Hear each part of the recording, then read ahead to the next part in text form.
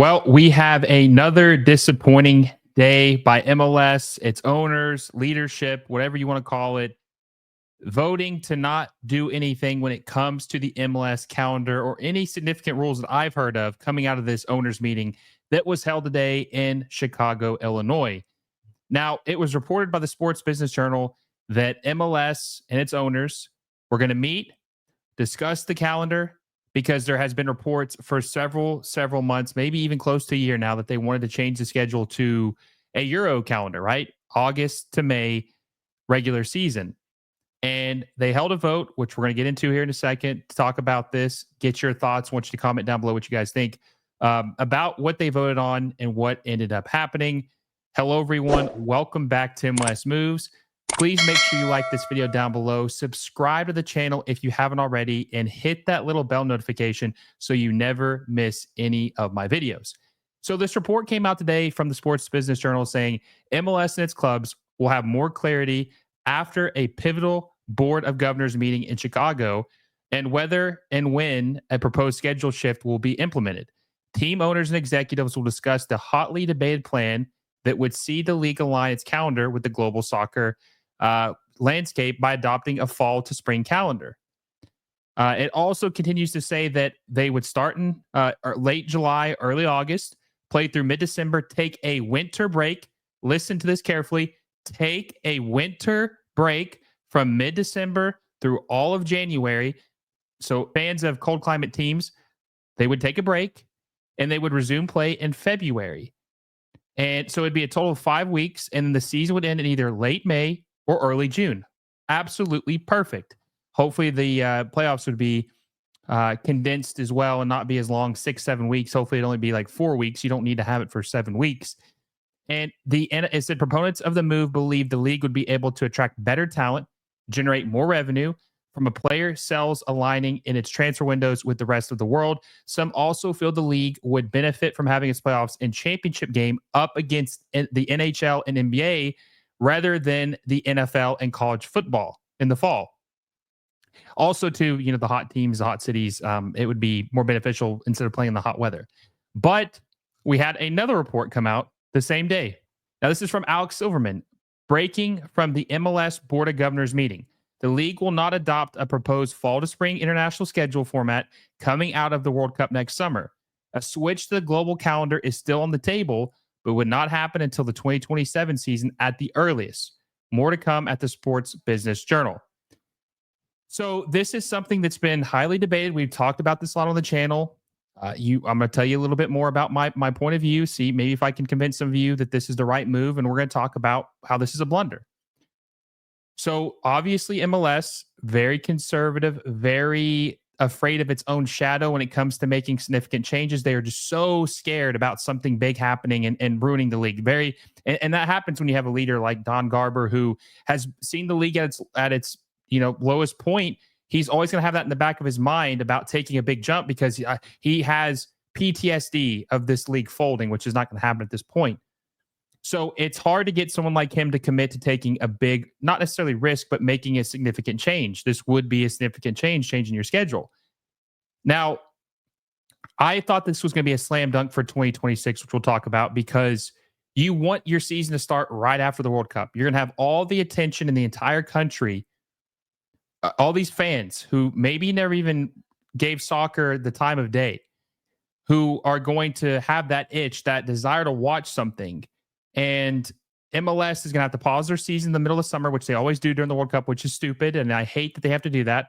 So for all of you who say we can't pause our season, they already do that because all the big tournaments are already during the summer anyway. That's why I'm not a big fan of the summer games. I think they're overrated, because you have big tournaments going on in the summer. Most people are on vacation. Most big time players are obviously on vacation because other leagues don't play their games in the middle of the summer. So you have the World Cup coming in 2026. You have the chance to, after the World Cup ends, starting, say MLS is starting its new season, 2026, 2027 season. Come watch Messi or whoever they sign after the World Cup. Come watch the games. Come check out this league. Launchpad, the new season after the World Cup. But now they've delayed it, and they're not going to capitalize on the momentum after the 2026 World Cup. Absolutely huge blunder by the league. Huge blunder by the league. You needed to capitalize on this. And I have a lot of people commenting on Twitter and stuff or X and saying, Will, listen, we can't change the schedule. The weather, we can't. The weather, it's too cold. We can't do it. But listen, here's the facts. I just read this off to you. We're going to break this down. I'm going to tell you guys one more time. I'm going to tell you why this is the best thing for the league. Okay. So we already have games in February now. The season starts in February. Preseason starts in January. Okay. So they're already playing games. Now, obviously, some teams are going to Florida or Texas or just, southern states to do their preseason. California. But the season already starts in February. So if we did this new system from August to May, they would have to play the games in the winter. They would be taking a 5-week break. Mid-December, all of January, no games at all. And January is statistically the coldest month in the United States and Canada. Statistically, it's the coldest month in North America. They would not be playing they would not play a single match, regular season match during that time. So all the people saying, I can't watch a game in February. You already are. You already are. The season starts in February. And here's another thing too. In years past, they only had 20 teams, right? And obviously there wasn't a lot of Southern teams. There was mostly Northeast and Western teams in Major League Soccer. It was more difficult, I understand, to do this. But now that there's 30 teams, you could have the teams play on the road in the earlier months. So that way the fans, the cold climate teams, don't have to have their fans go out in the cold. If it's really that big of a deal, you can have the northern teams play on the road the first couple weeks. It's happened before. I remember one season Toronto FC was doing renovations on BMO Field, right? Or BMO Stadium. I'm always getting confused with LAFC. Either way, it's one of the BMO. It's either BMO Field or BMO Stadium. They played the first 6 weeks of their season on the road. And some people say, well, that's not fair. You have to play 6. But if you play 6 weeks on the road, that means you get to play 6 weeks in a row at home. It's a short-term pain for long-term gain. You will get there will be a light at the end of the tunnel when you do this. Like, it will be better. It'll be bad at first, and it will get better long-term. There are so many different ways to be creative about having the schedule work out with 30 teams and probably more in the near future. There'll probably be more than 30 teams and probably warm climates. So there's all kinds of different ways to work around that. And honestly, you're only going to be playing February in the cold. February. That is it. And you already are playing in February. Listen to me. You're playing in February. That would be the only month. And that is the month you already start the season in. So that just absolutely it dismantles the argument about the cold already, right off the bat. Okay.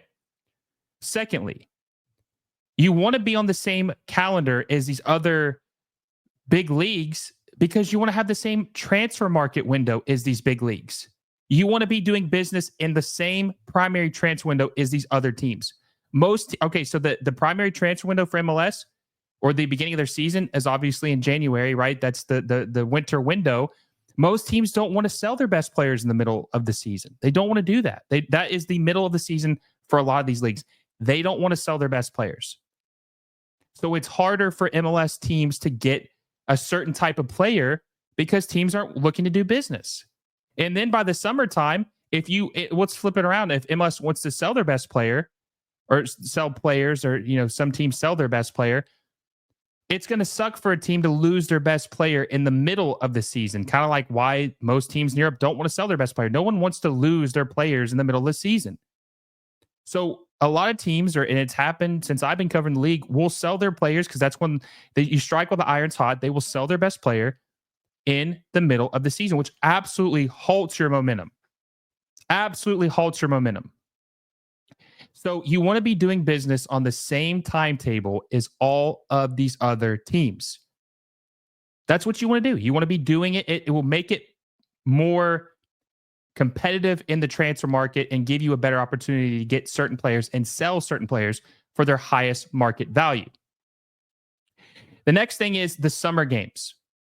Now, I've had a lot of people tell me, but Will, the summer games are a staple of MLS. The summer games are, well, the summer games have kind of died down, and I'll tell you why. In the late July, which July and August are obviously part of the summer, they've decided to have this thing that you might be familiar with called Leagues Cup. So 1 month of the year, they're not playing MLS regular season games. They're essentially only playing MLS regular season games in June and probably 2/3 of July. That's when they're playing MLS games. They've taken an entire month of the summer. They've taken an entire month of the summer, a little bit over a month, to play this Leagues Cup. So you're losing literally 1/3 of your summer playing in this tournament now. So that hurts that argument right off the bat about MLS games in the summer. You're losing 1/3 of it because of the Leagues Cup. And honestly, you could play the Leagues Cup during the winter break, the 5-week break we talk about that's already messed up because they play in pods and it's all in the United States and they're trying to reorganize it to where it's like more like a hub city or whatever. You could do that in the 5-week break in the South. And that way you're playing, your teams are still in form and they're playing in warm climates. You don't have to worry about anything and you can watch it because a lot of people don't go to Leagues Cup games anyway. A lot of people don't. But the summer is way overblown. I don't think a lot of people realize in the summer, families are on vacation. People are just looking to relax. They're doing things that they typically can't do in the colder time of the year. Or, that's where most people have the most time off. They take their vacations, is the summer. The big leagues aren't playing in the summer. Premier League, Serie A, Bundesliga, French League, La Liga, they're not playing in the summer. And then on top of that, guys, that's when all the major international tournaments are. The World Cup, Copa America, Euros, CONMEBOL, CONCACAF, Gold Cup. All that stuff is in the summer. So you have those tournaments that overshadow MLS anyway, and they're going to miss players, right? Key players, Messi, Suarez, all these players didn't play. There's more than that, but these key players weren't playing this summer because they were playing in these tournaments. So you're missing key players during the summer because these other tournaments. They don't play in Leagues Cup. Messi didn't play in Leagues Cup last year because he got hurt in the tournament, but they're not, some players aren't playing in Leagues Cup. So all these stars we talk about essentially don't play in the summer. So what exactly are we talking about of we have to keep summer? Like, what are you watching? Like, the summer is probably the most uninspiring, most boring part of the season, in my opinion, because there's so much other stuff going on when it comes to like international soccer and just real life stuff, events. So I don't really understand that argument either. And I just think this is a huge blunder by MLS to not change the schedule because you want the momentum coming out of the World Cup. It would be better for your league. And I just don't know how anybody could defend keeping it the way it is. And some person was saying, "Don't fix it if it's not broken. You're gonna hurt the momentum of MLS. It's gonna be irrelevant." Guys, listen. I love the league. I cover it. Anybody who follows this channel likes the league, right? The league isn't as relevant as it should be. It's not as relevant as it should be. It needs to be more relevant. What's happening right now is not working to get this league to its potential.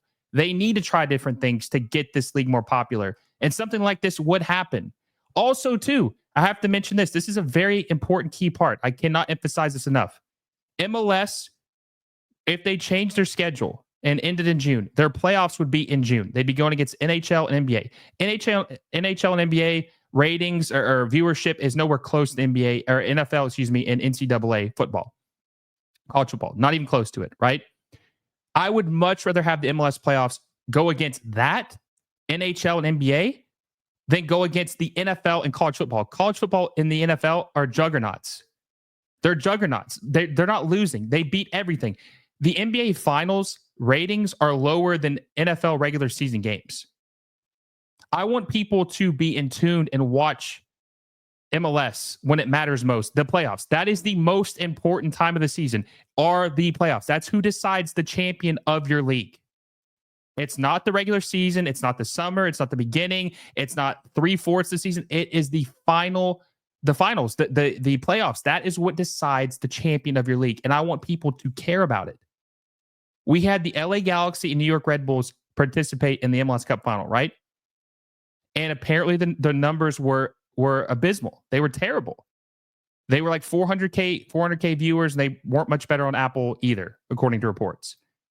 I want people to be fully engaged, fully in tune with the championship, and it to be a big deal to start off the summer.